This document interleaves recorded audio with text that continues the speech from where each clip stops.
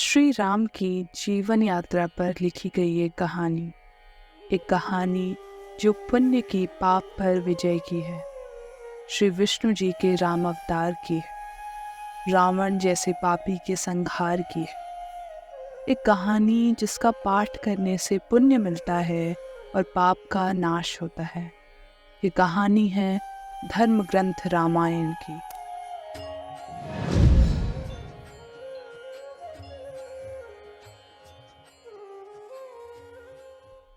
ब्रह्मा जी के पुत्र दरीची के पुत्र महर्षि कश्यप के वंश से जो सूर्य वंश हुआ, उसी के इक्ष्वाकुल के एक बालक का जन्म हुआ, जिन्हें श्री रामचंद्र कहा जाता है। उन्होंने 11,000 वर्ष तक अयोध्या का शासन किया। राम जी की इसी जीवन यात्रा पर रामायण लिखी गई। लेकिन क्या आपको पता है, पहली रामायण वाल्मीकि जी ने नहीं बल्कि श्री हनुमान जी ने लिखी थी। यह सीता माता शूर्पणखा से कैसे मिली? रामायण से जुड़ी हुई कुछ ऐसी ही अनसुनी कहानियां।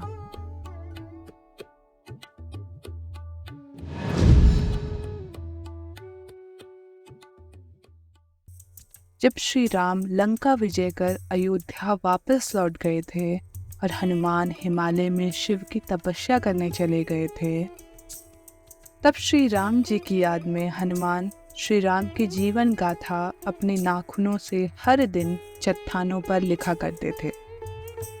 और एक दिन जब यह जीवन गाथा पूरी हो गई, श्री राम ने यह रामायण श्री शंकर जी को समर्पित कर दी और इसे नाम दिया गया हनुमत रामायण। वहीं दूसरी ओर आदि काव्य वाल्मीकि जी अपनी रामायण कथा की रचना कर रहे थे और पूरी होने पर शंकर भगवान को समर्पित करने गए।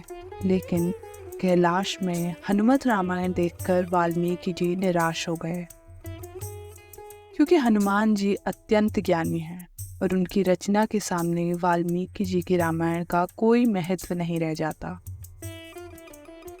वाल्मीकि जी की इस निराशा को देखते हुए हनुमान जी ने अपनी रामायण को प्रभु श्री राम को समर्पित किया और समुद्र में फेंक दिया। इसी तरह वाल्मीकि जी पहली रामायण के रचयिता बन गए।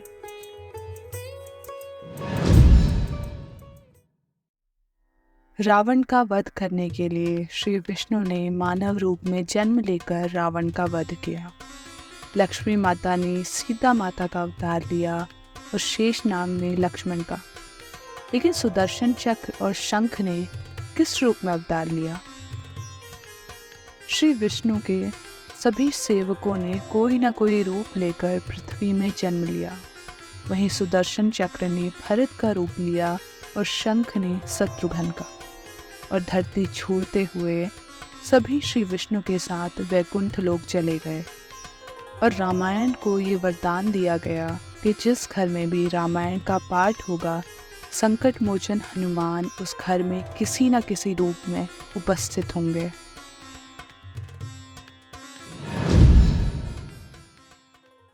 रामायण में हमें दिखाया और बताया जाता है कि राजा दशरथ के 4 पुत्र थे। लेकिन क्या आपको पता है कि राम की एक बड़ी बहन भी थी, जिसका नाम था देवी शांता। एक बार की बात है, राजा दशरथ के मित्र राजा रोमपद अयोध्या घूमने आए थे। और जब राजा दशरथ को पता चला कि राजा रोमपद की कोई भी संतान नहीं है, राजा दशरथ ने अपनी बेटी देवी शांता को राजा रोमपद को भेंट कर दिया और देवी शांता अंग देश की राजकुमारी बन गई। देवी शांता बहुत ही बुद्धिमान और हर प्रकार की युद्ध कला में निपुण थी। इनका विवाह ऋषि श्रृंग के साथ हुआ। आज भी देवी शांता की पूजा कुल्लू हिमाचल के श्रृंग ऋषि के आश्रम में की जाती है।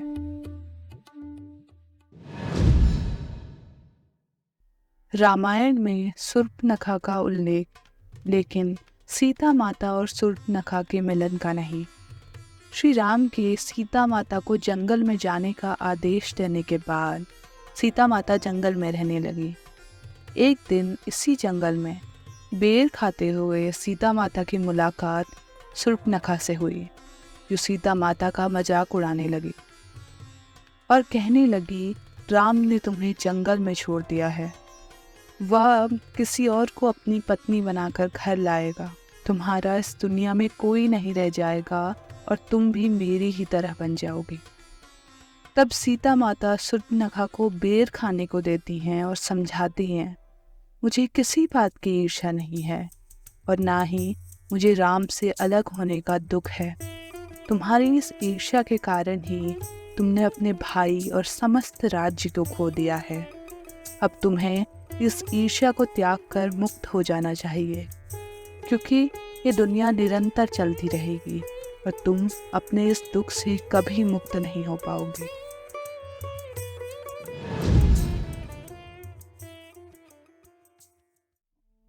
वनवास में जाने से पहले श्री राम और सीता माता की रक्षा के लिए लक्ष्मण ने निद्रा देवी को प्रसन्न किया और निद्रा देवी ने लक्ष्मण को 14 वर्ष तक जागे रहने का वरदान दिया, लेकिन एक शर्त जो थी, किसी और को 14 वर्ष तक सोना होगा। और इस शर्त को लक्ष्मण की पत्नी उर्मिला ने स्वीकार किया और वो 14 वर्ष तक निद्रा में रही।